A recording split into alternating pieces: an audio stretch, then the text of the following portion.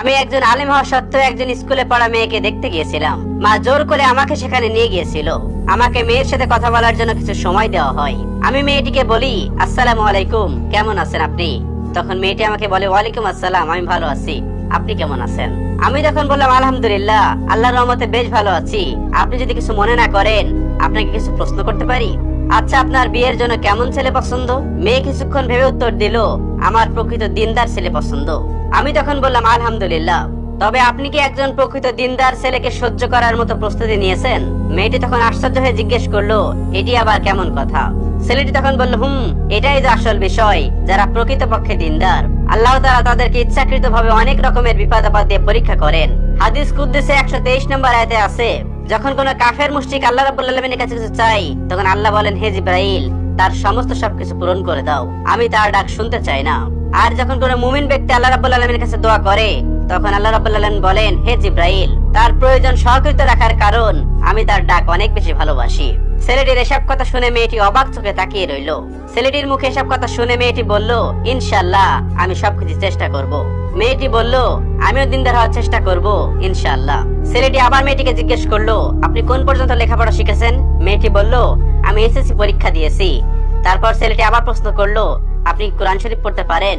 মেয়েটি তখন বলল, একটু একটু পারি, পারিবারিক জটিলতার কারণে পুরোপুরি ভাবে পড়ে ওঠা হয়নি, তবে এখানে আমার প্রবল আগ্রহ আছে।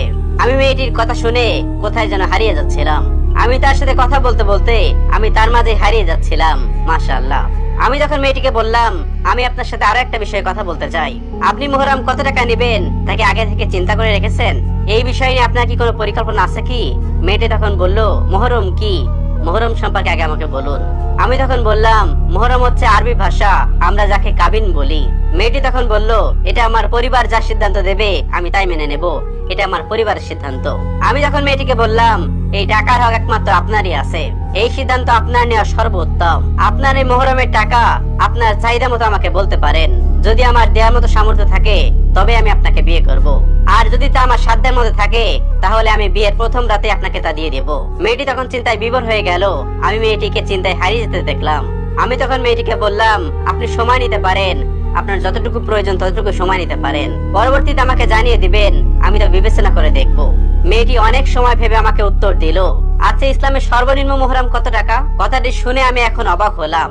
ইসলামের সর্বনিম্ন মুহররম 3000 টাকা বা 4000 টাকা। মেয়েটি তখন আমাকে বলল, আমি 3000 বা 4000 টাকার মুহররমে আপনাকে বিয়ে করতে চাই। আমি আশ্চর্য হয়ে গেলাম এবং মনে মনে আলহামদুলিল্লাহ বললাম। এরপর আমি তাকে আরো একটু মুহররমের টাকা বাড়ানোর জন্য বললাম।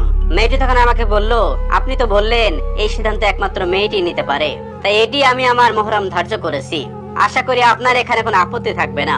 ছেলেটি তখন বলল, আলহামদুলিল্লাহ, আমার কোনো আপত্তি নেই, আমার সামর্থ্যের মধ্যে আছে। মেয়েটি তখন বলল, আপনার যদি কোনো আপত্তি না থাকে আপনি আমাকে বিবাহ করতে পারেন, আমার কোনো আপত্তি নেই। আমি তখন বললাম, আলহামদুলিল্লাহ, আল্লাহ রাব্বুল আলামিনের কাছে শুকরিয়া, আপনার মতো একটা জীবন সঙ্গী দান করেছেন। এটা একটা শিক্ষামূলক গল্প। এই মোরাল স্টোরি থেকে আমরা কি শিখতে পারি? যদি মানুষ যেটা সঠিক হয় তাহলে সর্বস্তরে ভালো থাকা যায়। কাবিন কত টাকা হচ্ছে এটা নিয়ে যায় আসে না। কাবিন আসলে সুখ আনে দিতে পারে না, সুখ দেওয়ার মালিক একমাত্র আল্লাহ। আল্লাহ রাব্বুল আলামিনের উপর ভরসা করে বিয়ে করতে হয়, কিন্তু আমরা এখন ভরসা করি টাকার উপরে। এই জন্যই বিবাহ অনেক ক্ষেত্রে ভেঙে যাচ্ছে।